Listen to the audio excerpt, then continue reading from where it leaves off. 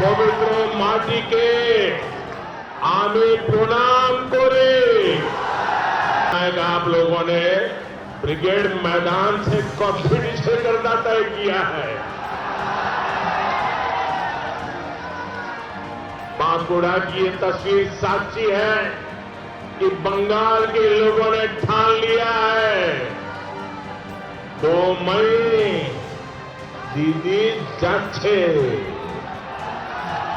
2 मई दीदी যাচ্ছে। আসল পরিবর্তন আছে, আসল পরিবর্তন আছে। भाजपा आएगी तो क्या होगा?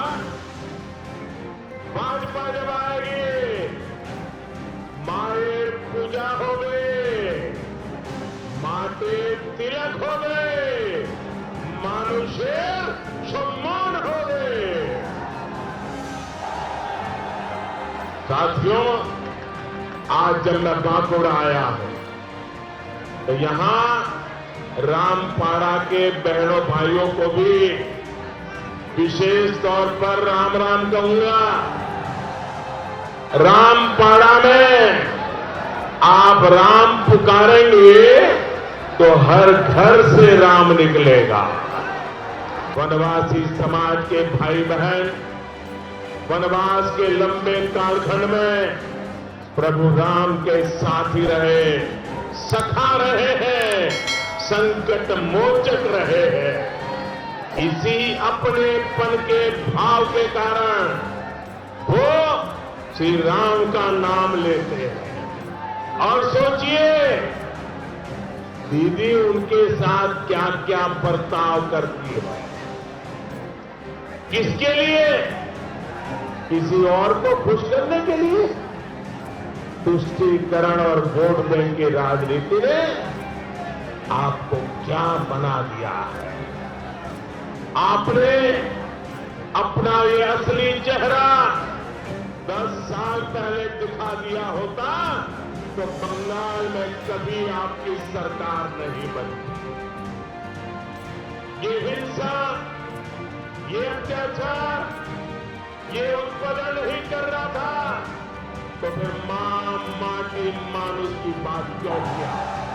आज जब बंगाल के लोगों ने चुनावों में टीएमसी को सबक सिखाने की ठान ली है तो दीदी जरा बौखला गई है और ये अपना गुस्सा मुझ पे निकाल रही है। मैंने देखा आजकल यहां दीदी के लोग दीवार पर तस्वीरें बना रहे हैं और तस्वीर में दीदी मेरे सिर पर अपना पैर मार रही है, मेरे सिर के साथ फुटबॉल खेल रही है। अगर आप चाहती हैं तो अपना पैर मेरे सर पर रख सकती है।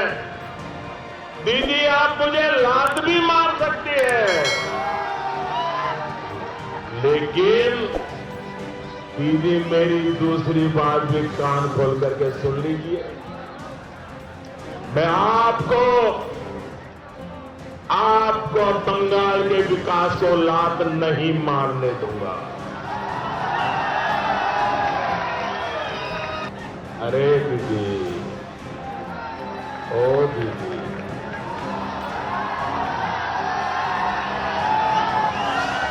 आप सोचती थी कि आप कुछ भी करती रहे, आपसे कोई सवाल नहीं करेगा, लेकिन आज पूरा पश्चिम बंगाल आपसे पूछा नल कहां है दीदी, जल कहां है दीदी, यहां खेतों में पानी क्यों नहीं है दीदी।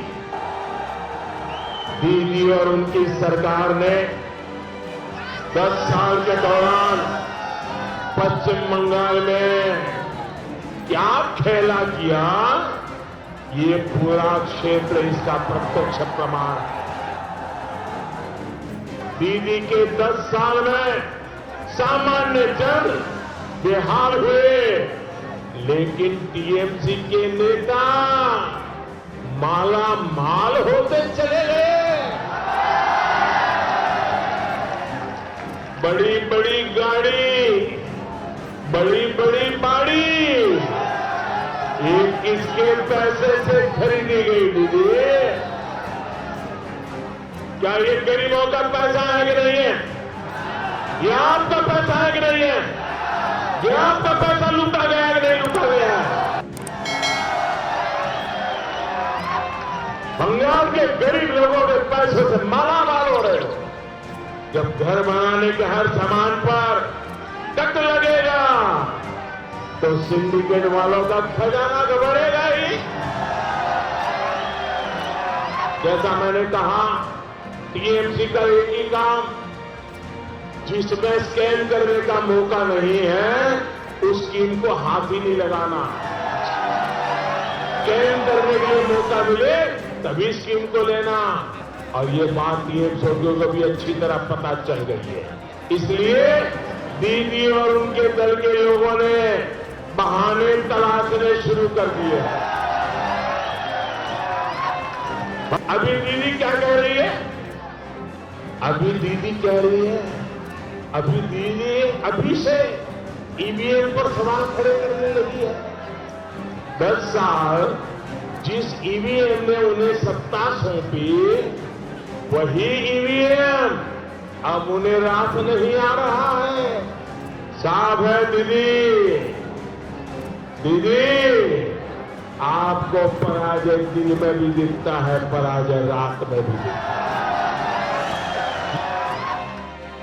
বন্ধুগণ, আসুন আমরা সংকল্প করে এবার নিয়ে